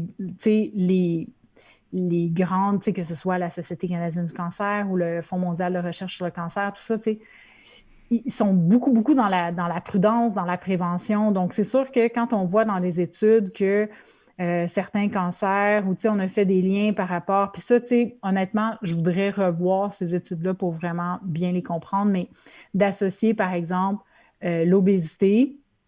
Donc, l'obésité, je vais dire médicale, là, pas le format corporel qui ne correspond pas à la norme. À l'idéal de la société, là. Ouais. Mais l'obésité comme maladie, là, qui entraîne des maladies chroniques. Ils ont remarqué que certains types de cancers étaient associés, encore une fois l'association dans les études, pas nécessairement cause à effet, mais qui étaient associés au développement, dans le fond, c'était plus fréquent. Certains types de cancers étaient plus fréquents chez les personnes obèses. Bon. Fait que là, on peut faire des liens vite, là, mais c'est pas toujours pertinent. Et, tu sais, en se disant, bon, par exemple, une surconsommation de sucre de façon régulière, bien, si ça entraîne un gain de poids, indirectement, ça peut entraîner le développement de certains cancers. Tu sais, c'est le chemin qu'on peut faire assez rapidement. Après, je pense que c'est toujours plus complexe que ça en a l'air, tu sais, quand on fait des conclusions un peu rapides. Par rapport au côté métabolique, là, de dire que les cellules, les tumeurs, tout ça, les cellules cancéreuses se nourrissent de sucre parce que c'est des cellules, en fait, la cellule, la métastase ou la cellule maligne, le problème, c'est qu'elle n'arrête jamais de se reproduire. C'est ça la tumeur, c'est ça le problème avec les cellules cancéreuses. Donc, pour se reproduire, elles ont besoin d'énergie. Elles utilisent probablement du sucre, donc une surconsommation de sucre aiderait à ces cellules-là à se reproduire. Encore une fois, ça, c'est ce qu'on avance, en fait, l'hypothèse qu'on avance dans les études dans ce sens-là. Encore une fois, je pense que c'est quand même assez difficile d'étudier ça de façon très, très, très précise, là, en éliminant tous les facteurs confondants de ces choses-là. Mais dans une optique de prévention ou de prudence, le fait de s'intéresser à la place du sucre dans notre alimentation, de dire comme « Ah ouais, c'est vrai, hein, dans le fond, des boissons sucrées, moi, mon cheval de bataille, c'est plus les boissons sucrées que, encore une fois, décortiquer chaque gramme de sucre dans notre alimentation. Mais, ah oui, c'est vrai, tu sais, les boissons sucrées ou certains aliments prennent pas mal de place, finalement, dans mon alimentation. Bien, je pense que d'apporter un changement à ce niveau-là, c'est pas tant de dire comme « Ah, ben oui, il faut que j'arrête de manger telle affaire parce que là, ça nourrit mes cellules cancéreuses. » Tu sais, comme, je pense que les avantages sont beaucoup plus grands et vraiment ailleurs, tu sais, bien au-delà du cancer. que ce soit au niveau du goût, bien aussi au niveau de la santé globale, je pense que ça peut être intéressant sans tomber dans la restriction, sans tomber dans l'obsession. Mais je pense que ça peut être ça va être bénéfique pour tout le monde de modifier notre rapport au sucre. Ça ne va pas entraîner d'effets néfastes de réduire la consommation de sucre dans notre vie. Donc, je pense qu'on est mieux de focaliser là-dessus que de se dire comme, tu sais, de se créer une espèce de petite angoisse intérieure, de dire comme à chaque fois que je mange quelque chose de sucré, est-ce que je suis en train de nourrir des cellules cancéreuses? Peut-être qu'il y en a un qui se trame quelque part, tu sais. Peut-être qu'il y en a un qui se cache quelque part, puis là, je suis en train de le nourrir. Ah, c'est ça. Oui, c'est ça, tu sais. Direct. Nourrir mon petit cancer dans le fin fond de moi. Non, c'est bien trop stressant penser de même. Non. Je pense que, tu sais, encore une fois, là, ça, c'est vraiment un bon exemple d'études. Tu sais, il y a plein d'études qui sont intéressantes, qui sont pertinentes pour les chercheurs. Des études qui ne sont pas tout à fait concluantes, mais qui offrent une piste d'hypothèses ou d'études futures à explorer. Puis ça, c'est super intéressant, mais ça reste, à mon avis, il y a tellement des études comme ça qui devraient rester en laboratoire puis rester entre chercheurs et qui se retrouvent malheureusement dans le grand public, dans les médias qui vont reprendre ces études-là, qui ne vont pas nécessairement bien les vulgariser, bien les nuancer. Et là, le consommateur bombardé d'informations va prendre ça avec ses connaissances, peut-être qu'il n'est probablement pas formé en sciences pour analyser tout ça, puis il part avec ça, lui, puis là, il faut qu'il gère ça, ses angoisses. Ouais. C'est intense quand même, t'sais. Fait que je pense qu'on a comme un devoir, comme professionnel de la santé, mais aussi dans les médias, de mieux nuancer nos propos, puis rappeler l'essentiel. Puis c'est vraiment le travail que j'essaie de faire, de dire comme, hey, essayons de revenir à la base, là, puis de revenir à ce qui compte vraiment, plutôt que de nourrir nos petites angoisses personnelles par rapport à l'alimentation, parce qu'on sait déjà que grosso modo, on est tous un petit peu troublés, ou notre relation avec les aliments est toute un petit peu tordue. Ça vient pas juste de nous, ça vient beaucoup de la publicité, de ce à quoi on est exposé. Mais là, c'est un peu le temps de faire la paix avec tout ça, je pense. Tu as dit plusieurs fois revenir à la base. Fait que dans le fond, quand tu dis revenir à la base, c'est essayer de couper les produits transformés, puis être capable d'identifier chacun des ingrédients dans ton assiette, que tu aies un glucide, un légume, puis une protéine, au fond. Ben oui, ça peut être ça. Ça peut être ça pour certains, de dire comme, OK, ben moi, j'aimerais ça manger un petit peu plus d'aliments frais, cuisiner davantage. Tu sais, encore une fois, sans dire comme je dois éliminer tous les aliments ultra transformés dans mon frigo ou dans mon garde-manger, mais encore une fois, de dire comme, ben, je vais essayer de cuisiner plus. Ça ne veut pas dire cuisiner tous ces repas, ça ne veut pas dire cuisiner à tous les jours, mais cuisiner plus, ben ça va faire le travail. Fait qu'encore une fois, on est dans « Ah, cool, j'ai essayé une nouvelle recette, c'était super bon, je suis vraiment fière de moi, j'ai réussi à le faire moi-même. » Yes, c'est super gratifiant. Puis pendant ce temps-là, ben on n'a pas mangé un TV dinner, tu sais. C'est pas de dire comme « Ah, je retire le TV dinner. » Non, je cuisine une nouvelle affaire. Tu sais, c'est comme toujours dans le positif. Puis oui, ça va mener à « Ah, tiens, mon assiette a comme plus d'allure là, que ce qu'on nous propose des fois dans des repas tout faits à l'épicerie. On va avoir évidemment souvent un légume, des morceaux de légumes égarés. Là, c'est pas souvent là-dessus qu'on va miser. Mais c'est ça. Puis encore une fois, je reviens au fait que la réalité de chacun est différente. Parce qu'il ne faut pas oublier que, on en parle souvent ce temps-ci, mais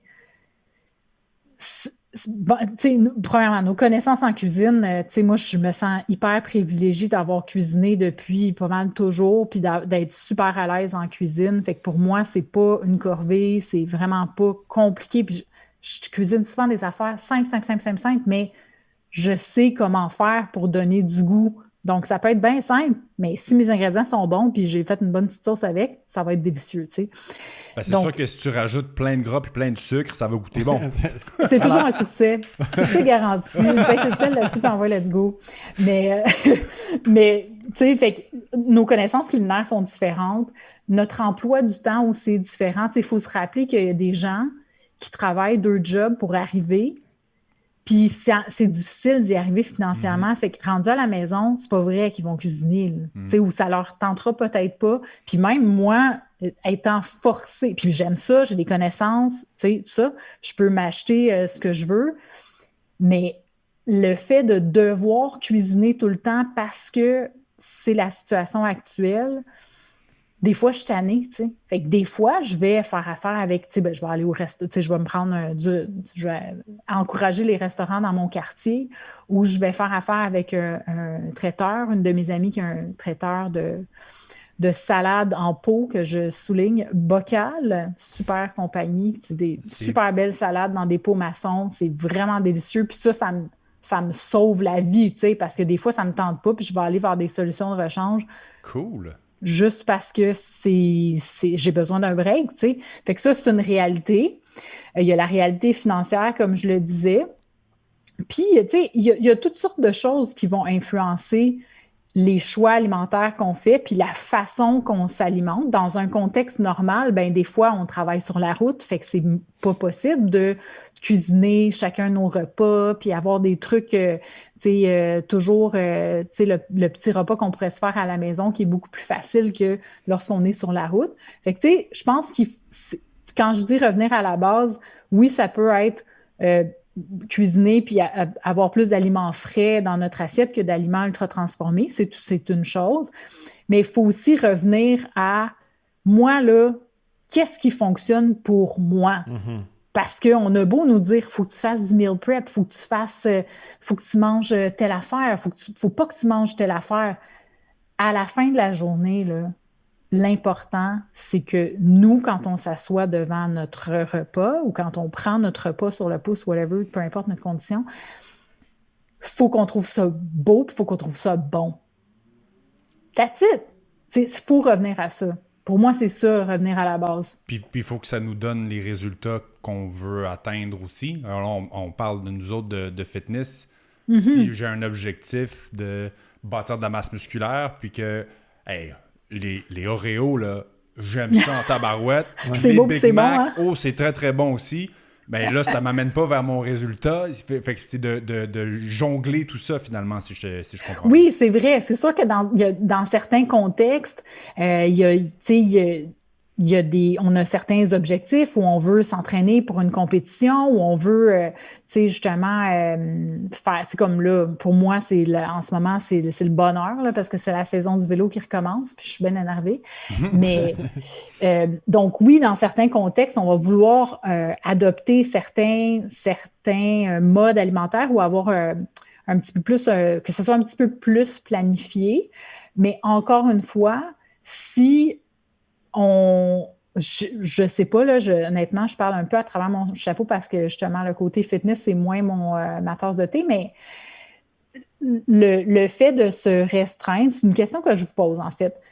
Est-ce que vous croyez que être trop rigide dans son plan alimentaire quand on est dans un contexte d'entraînement là, puis qu'on vise certains résultats, est-ce que vous croyez que ça peut justement avoir un effet l'effet contraire d'une certaine façon, dans le sens où on se restreint, puis là, à un moment donné, on fait comme « arc, je suis plus capable ». Là, on vide la boîte d'Oreo, puis finalement, ben nos résultats, on les aura pas, puis on va se taper sur la tête, mais c'est peut-être parce qu'on s'était trop restreint au départ, tu sais, je sais pas. Ça revient au problème de notre relation avec la nourriture, tu sais. Je pense que quelqu'un qui est obsédé par le sucre, par exemple, qui est obsédé par le gâteau, c'est un problème, mais quelqu'un qui est obsédé à compter ses calories, lui aussi, il y a une mauvaise relation avec la nourriture. Oui, puis dans notre podcast, on a invité Ève Crépeau, je ne sais pas si vous la connaissez.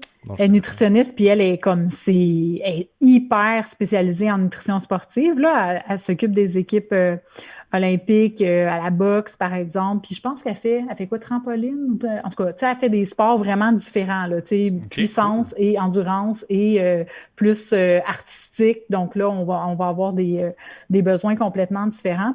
Puis elle, ce qu'elle nous disait, c'est que au final, tu sais, oui, l'alimentation, c'est important, mais tu sais, évidemment, tes résultats, là, c'est ton entraînement, ton alimentation, mais encore une fois, pas trop dans la restriction. Elle travaille beaucoup pour que ses athlètes ne développent pas des troubles alimentaires. Là. Elle fait vraiment un super boulot là-dedans. Et aussi, le sommeil ou le niveau de stress et tout ça. Puis ça fait comme 95% du travail parce que je lui posais la question, on a-tu vraiment besoin de prendre des poudres, de toutes sortes d'affaires? Puis en gros, elle était comme, monsieur, madame, tout le monde qui s'entraîne puis qui ont des objectifs, là, ça veut pas dire que c'est comme moi, j'ai pas vraiment d'objectifs là, avec mon vélo. Là. Je fais ça pour le fun puis j'ai comme pas vraiment d'objectifs. Mais des gens qui ont des objectifs qui sont pas nécessairement des athlètes olympiques, c'est pas vraiment pertinent parce que la poudre ou le petit quelque chose, les genres de piratage, si on veut, là, de la performance.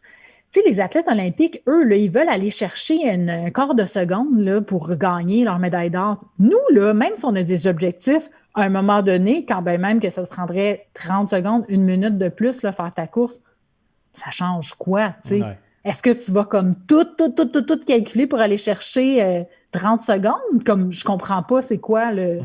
T'sais, ça, c'est de l'extérieur, là, je ne sais pas ce que vous en pensez, mais je trouve que c'est un peu intense comme la pression qu'on se met pour des objectifs qui, au final, c'est juste pour comme mieux performer dans son sport, mais Mais ça dépend, encore une fois, ça dépend de tes objectifs. Là. Si, c'est clair que si tu veux faire du bodybuilding puis aller sur un stage, tu n'auras pas le choix. Oui, c'est ça. Là, on parle de compétition, mais mettons, là, si justement, dans mon cas, là, si j'étais dans un club cycliste puis que là, je veux améliorer ma moyenne parce que je veux être dans le groupe à 32 km/h, genre, je dis n'importe quoi, là, mais comme, tu sais, je vais être dans un certain groupe, il faut que je roule, il faut que je la garde, ma moyenne, tu sais. Fait que j'ai un objectif quand même assez précis, puis moi, ça va me donner un petit challenge, là, puis, tu sais, il faut que je me pousse quand même pour y arriver. Ben, je pense que ça revient à ce que tu disais un petit peu, il faut avoir du fun, il ne faut pas se compliquer la vie, puis lorsqu'on a un objectif précis, comme tu viens de parler là, le fait de maintenir ta moyenne ou de dépasser ou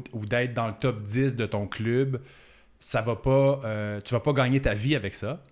Par contre, pour y arriver, tu vas avoir le choix de tout calculer ta nourriture ou d'utiliser des trucs de triche qu'on appelle comme de la poudre. Fait que, est-ce que tu vas te restreindre à toujours manger la même chose parce que tu sais que ça va donner le bon nombre de protéines que tu as besoin, ou tu vas dire, ben, je vais être un petit peu plus flexible dans ce que je vais manger parce que je sais qu'avec telle poudre de protéines, ben là, ça va équilibrer le fait que j'en ai peut-être pas assez mangé à droite à gauche, ou d'autres suppléments qui vont aider la récupération. Fait que oui, il y a la place, on a fait un épisode là-dessus d'ailleurs, il y a place pour le sportif amateur à prendre des suppléments alimentaires, mais encore là, c'est parce que c'est un sportif amateur qui est compétitif, qui fait pas juste ça pour le fun du fun, il est compétitif, puis même en sachant que je vais pas gagner ma vie, le fait d'être top 10 dans mon club, ça me rend. Ouais, j'aime ça. C'est bon pour l'ego. Ouais, c'est ça. Je vais mettre ça dans ma c'est le fun d'avoir des objectifs Facebook. dans la vie, là, tu sais, c'est sûr. Mais c'est encore une fois, tu sais, c'est sûr là, que moi, je suis contente là, quand je peux me faire 3 Camillien Wood puis que je suis pas essoufflée puis que je dépasse du monde. Je suis comme yes! Mais ça n'arrive pas au début de la saison, ça, je garantis. mais c'est ça, tu sais. Mais c'est super intéressant parce qu'avec le sport, en tout cas, ça, on pourra s'en reparler, mais avec le sport, je pense qu'il y a beaucoup de discussions à avoir dans ce sens-là parce que c'est facile de parler de revenir à la base, avoir une relation saine avec son corps, avec l'alimentation. C'est cool, tu sais, pour monsieur, madame, tout le monde dans la vie de tous les jours, c'est extraordinaire. Mais dans un contexte où le corps devient comme un outil de travail, ou tu sais, un outil, vraiment un outil, là, c'est ce qui fait qu'on va, tu sais, performer dans notre sport. On rentre dans une autre catégorie, je trouve, de perception ou de relation avec l'alimentation. Puis d'ailleurs, Ève Crépeau, elle travaille beaucoup là-dessus Parce que même si elle conseille ou elle accompagne des athlètes professionnels, elle est très au fait que la vie après le sport existe. Donc, quand les athlètes prennent leur retraite, si toute leur vie, si on commençait à s'entraîner très, très jeunes, qui ont rapidement commencé à calculer ou un peu comme s'intéresser à l'alimentation puis comment ça pouvait améliorer leur performance, ben c'est sûr que quand on arrête de faire comme on arrête de s'entraîner dans un contexte professionnel du jour au lendemain, ça doit être super déstabilisant. Fait qu'elle, elle les prépare à ça. Puis je trouve ça vraiment pertinent. Oui, c'est important parce que, justement, comme tu dis, il y a une vie après le sport professionnel. Puis, là, on prend l'exemple du sport professionnel le plus malsain, selon moi, qui est le bodybuilding. Ben, eux autres, ils ont énormément de problèmes avec la nourriture après une compétition où c'est ultra restrictif. Après ça, ils vont se jeter dans tout ce qu'ils peuvent imaginer. Mais tous les sports de catégorie de poids, là, ça doit être assez intense. Oui, très. Toutes les choses malsaines qu'ils peuvent faire pour atteindre leur catégorie de poids, ils vont être prêts à le faire. Ah, c'est fou, ça, pareil. Ça doit être tellement difficile. Comme vraiment, là, sur le corps, ça doit être fou l'effet que ça... l'impact que ça a. Mais tout est une question de timing. Là. J'ai fait de l'haltérophilie pendant un bout de temps, puis mon coach avait fait les Olympiques, puis c'est ça, il a fait beaucoup de compétitions, les Olympiques, etc. Puis ça, il me disait, si tu es capable de te prendre en avance, c'est pas si pire que ça, ta perte de poids, mais le problème, c'est les gens qui attendent une semaine avant, puis que là, ils vont dans des saunas pour se faire transpirer, puis se déshydrater. Puis ah ouais, c'est fou. Ça, c'est pas génial. Là. Ouais, c'est assez intense. Ouais. Mais pour en revenir au sucre, parce que j'ai des petites questions rapides de sucre, savoir si c'est vrai ou si c'est pas vrai. J'ai entendu dire que le sucre combiné avec des fibres, ça passe mieux dans le corps, ça n'affecte pas le taux de glycémie autant que du sucre pas combiné avec des fibres. Est-ce que c'est vrai, ça? Oui. Bien là, on peut prendre l'exemple tout simple d'un jus de fruits versus un fruit. Là. Oui, c'est un peu ça le j'avais concept, en en fait. Parce que, puis tu sais, on peut le comprendre assez bien quand on pense, si vous avez des diabétiques dans votre entourage, là, mais tu sais, une personne diabétique qui a une baisse de sucre, tu sais, qui est en hypoglycémie, qu'est-ce qu'elle va faire pour remonter son taux de sucre? Ben, tu sais, un petit verre de jus d'orange, ça fait la job. Pourquoi? Parce que c'est absorbé très rapidement le sucre dans du jus d'orange. Donc, dans ce cas-là, c'est super efficace, c'est merveilleux. Tandis que quand on mange une orange, ben effectivement, il y a les fibres dans le fruit qui sont encore là. Puis, on va manger une orange. Donc, on a une certaine quantité de sucre, évidemment, mais on va manger une orange. Tandis que quand on se fait un jus de fruits, si vous avez déjà fait du jus à la maison, on va souvent mettre plus qu'une orange là, pour avoir un verre qui a de l'allure. Fait que c'est autant une question de, oui, dans un jus normal, il va y avoir plus qu'une orange, mais dans une seule orange, les fibres sont encore là, puis ça va ralentir un petit peu l'absorption du sucre. Donc, est-ce que boire un jus d'orange par jour, c'est considéré comme étant santé? Ben moi, je le vois vraiment comme une boisson sucrée. Fait que c'est un liquide considérablement sucré. Donc, je ne l'encourage pas sur une base quotidienne. Après, ça dépend de la quantité, ça dépend de la fréquence. Moi, j'adore le jus d'orange pressé, là, comme un peu chaud, là, avec des oranges, des bonnes oranges. Je trouve ça super bon. Comme des oranges à la température de la pièce. Je sais pas si je suis bizarre. Là. C'est comme, on dirait que j'ai l'impression que je suis en Floride puis que je les ai cueillis dans ma cour, mais en tout cas. Que tu les as cueillis toi-même. Oui, c'est ça. C'est mes oranges locales. mais bref, j'adore ça, le goût du jus d'orange, mais il faut vraiment y penser comme un liquide sucré qui est absorbé très, très rapidement. Fait que c'est sûr que si on se prend un grand verre de jus d'orange tous les matins, c'est une grande quantité de sucre, comme on pourrait l'absorber dans une boisson sucrée. Il faut le voir comme ça. Fait que, c'est ça, il y a une grosse mode sur juicer, là, que je me fais des jus tous les matins avec plein de fruits, plein de légumes. Alors, dans le fond, au niveau de l'absorption des vitamines, minéraux, ça va être quand même beaucoup plus faible que de manger les fruits et les légumes. Ben, moi, je pense que c'est pas mal plus intéressant de les manger, là, justement parce que on a encore des dents. Mais, mais tu sais, non, je fais des blagues, là, mais c'est sûr que souvent, on va jouer sur le Ah oui, mais j'ai comme 1 kilo de fruits et légumes dans mon jus ou je sais pas trop quoi. Puis c'est comme, il me semble que c'est un peu intense, là. Tu sais, comme. Je comprends pas. Ben, premièrement, on n'est pas comme à l'aube d'une carence en vitamines et minéraux là, pour la plupart d'entre nous. Fait qu'on n'a pas besoin de capoter avec ça. Puis c'est bon quand même, des fruits et légumes là, dans une journée. Tu sais, je veux dire, c'est comme.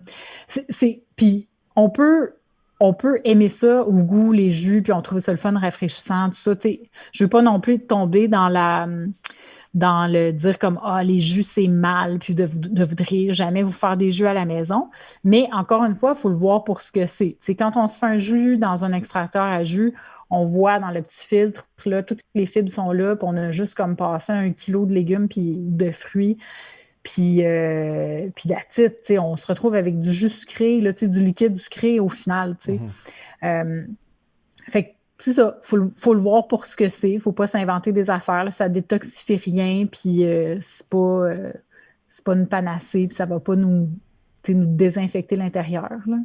Je pense que ça va être le titre sur le thumbnail. Ça va être ça. Ça va dire Catherine Lefebvre nous confirme que les jus c'est mauvais. Ça va être un truc clickbait. Oui, c'est ça. Mais donc, OK, ça c'est bon pour les fibres. L'autre mythe ou l'autre chose qu'on entend parler, c'est lorsque tu es malade, tu ne devrais pas manger de sucre parce que ça ralentit... ça nourrit les bactéries. Oui, c'est ça. Ça ralentit ta guérison. Ta guérison. Ah, ouais? C'est comme le cancer. C'est comme le cancer. Ah, c'est ça, on est dans la même game que le cancer. Ça nourrit, ça nourrit bactéries. On dit ça souvent. Là. Ah, t'as le rhume, là, mange pas de trucs sucrés, là, puis d'ici 2 jours, t'es correct. J'aurais tendance à imaginer le contraire. Moi, je pensais que c'était genre les produits laitiers. Là. Il me semble qu'il y avait comme quelque chose avec ça. Mais, c'est drôle, hein? On dirait que moi, c'est plus comme... Quand je suis malade, tu sais, un rhume, quelque chose comme... C'est plus comme qu'est-ce que j'ai envie de manger. Habituellement, j'ai plus envie de manger genre des bouillons, tu sais, des trucs comme... La bonne soupe Lipton. Ouais, c'est ça, tu sais, des trucs comme réconfortants de même, là. Plus chaud, tu sais, juste voilà. Ça t'hydrate en même temps, fait que je pense que c'est bon, là, mais... Je sais pas, mais c'est sûr que c'est un mythe, là, ça n'a pas rapport. Là. OK, donc il n'y a pas d'études qui prouvent que quand tu as le rhume, manger du sucre, c'est pas bon. Non, ça a juste pas non. OK. Bon, mais je pose la question à un Non, expert. mais c'est une bonne question. Ben oui. En plus, bonne c'est un question, mythe tenace, on aime ça, là. On aime de faire ça, ces mythes-là. Ça n'a pas rapport. Comme ça n'a aucun rapport. OK, parfait. Est-ce qu'il y a un lien avec la consommation de sucre et les boutons? Ah! Ça, je dirais oui. Hey, ça, c'est drôle. On a-tu essayé de trouver qu'est-ce qui causait l'acné? Ça non plus, c'est pas prouvé là, que là, si tu manges du gâteau, tu vas avoir de l'acné. Là. Je pense que c'est vraiment plus hormonal qu'autre chose. Là. Fait que, mais honnêtement, j'ai pas de réponse scientifique. Là. J'ai pas fait de revue de littérature sur l'acné récemment. mais je pense pas que c'est influencé par l'alimentation. Ah ouais, je suis impressionné par ça. Parce que moi, j'ai fait une étude avec un sujet qui est moi-même. Et puis, j'ai réalisé que quand j'ai une consommation de sucre plus élevée, j'ai tendance à avoir des boutons versus quand j'ai une consommation de sucre plus faible. Moi aussi. Fait que là, on a 100% de un notre gros sujet. échantillon de 2 personnes. Oui. Ça, c'est de la qualité. Là. C'est Ça, une étude anecdotique, disons. Ben écoute, à voir, là, mais je dirais pas n'importe quoi, je les ai pas lus. Non, mais je t'ai étonné. Est-ce qu'elle a été publiée, votre étude? Est-ce qu'elle a été révisée par votre Elle est présentement dans ta boîte de courriel. OK, d'accord. Non, mais c'est ça, je suis étonné qu'il n'y ait pas eu d'études à ce sujet qui a donné soit une corrélation ou non, mais il n'y en a pas. Ben peut-être, honnêtement, peut-être qu'il y en a, mais Tu sais, moi, ce que j'ai lu dans le passé, c'est que justement, ça n'avait pas tu sais, c'était les exemples connus, là, comme les grignotines ou les trucs plus sucrés, est-ce que ça cause l'acné, là? Puis la réponse était non, mais tu sais, honnêtement, ça fait très longtemps. Là, OK. Bon, ben la réponse est non. Fait qu'on peut continuer. Tout va bien. Sans le coke. Et l'autre question, c'est la consommation de sucre tard en soirée affecte-t-elle le sommeil? Ben, je sais pas si c'est la consommation de sucre. C'est sûr que manger un gros repas ou tu sais, manger quelque chose de plus lourd à digérer, peu importe si c'est sucré, salé, gras, peu importe, c'est sûr que c'est pas optimal dans le sens où ça demande de l'énergie de digérer, tu sais. Puis c'est sûr que si on va se coucher, déjà on est allongé, mettons d'un point de vue genre physiologique, là. On est couché, on est allongé, on vient de manger un gros repas ou tu sais, peu importe sa composition, ça va pas super bien se passer côté digestion probablement et on va passer une partie de notre nuit à digérer au lieu de récupérer, tu sais. Fait que c'est sûr que c'est pas une super stratégie là, pour une nuit de sommeil, un sommeil réparateur, là, mais je pense pas que c'est uniquement relié au sucre. Donc, le fait de manger, parce que là, on est dans la saison de Pâques avec les petits œufs colorés de Pâques. Là, c'est les mini-eggs. Ouais, c'est ça. Tous les chocolats en général. Ouais, voilà. Ouais, c'est ça. Fait que Il y a plusieurs manger dérivés. 42 petits eggs, petits œufs en chocolat. Petits œufs. Voilà. Avant d'aller dormir, ça va pas me donner plus d'énergie puis m'empêcher de dormir. Ben, c'est sûr que ça va te donner un méchant pic de glycémie, ça, c'est garanti. Mais je pense pas que, tu sais, comme, qu'est-ce que tu veux faire avec tes 42 mini-œufs, là? Tu penses que ça va te donner des super pouvoirs pendant ta nuit? Non. Ben dans le fond, ce que j'essaie de voir, c'est est-ce que les manger trop tard avant d'aller dormir, ça va affecter le sommeil à cause de cette hausse au niveau de la glycémie? Est-ce que je devrais les manger plus tôt? Puis là, ça affecterait moins le sommeil. Ben, c'est ça la question. C'est sûr que ben déjà, en manger 42, c'est peut-être intense, là. Bon, on va être à 40. Mais oui, c'est sûr que, tu sais, encore une fois, je le répète, mais manger n'importe quoi en grande quantité avant d'aller se coucher, c'est jamais une bonne idée. Tu sais, peu importe c'est quoi, là. Mais, tu sais, je pense pas que si tu manges une poignée de mini-œufs à 9h15, ça va changer grand-chose dans ta nuit, tu sais. Okay. C'est comme, tu sais, encore une fois, c'est quoi la quantité? C'est quoi, à quel point tu en manges souvent? Tu sais, je sais pas trop, là, mais je pense pas qu'une poignée de mini-œufs, ça va changer grand-chose dans ta vie, là. J'aime ces réponses. Tu peux les garder sur ta table de chevet. Ah, tu vois, bon. J'aime ces réponses. Faut bien finir les restes de Pâques. Ouais, c'est ça, exactement. Faut penser ça. Puis j'aimerais ça qu'on touche aussi un autre sujet qui est... tu sais, tantôt, tu as parlé de cuisiner des trucs simplement puis leur donner du goût. J'aimerais ça qu'on parle du sel un peu. Parce que je trouve que le sel a vraiment une mauvaise presse. Les gens, ils salent rien parce qu'ils pensent que ça va leur créer des problèmes de cœur. Fait qu'ils mangent leur steak bien sans goût. Fait que, genre... Je suis comme, qui sale pas? Non, mais il y a plein de gens là, qui... j'essaie de perdre du poids, je mange plus de sel. Mais même les produits, ils ont faible en sodium, faible en sel. Il y a tout ce mouvement-là. Oui, mais tu sais, en fait, ça, on l'a répété souvent, mais le sel qu'on consomme ou qu'on surconsomme, c'est encore une fois beaucoup plus présent dans les aliments préparés, tu sais, ou les aliments ultra transformés, que le sel qu'on met sur notre steak ou dans nos recettes. Tu sais, le sel qu'on met dans nos recettes, là, c'est comme genre le quart là, de tout le sel qu'on va consommer dans une journée. Tu sais. Fait que c'est vraiment négligeable comparativement à tout ce qu'on peut retrouver dans des produits. OK. Donc... faut que ça goûte, là, les recettes. Fait qu'une petite pincée de sel, ça fait toujours très la important. job. Donc, on peut saler...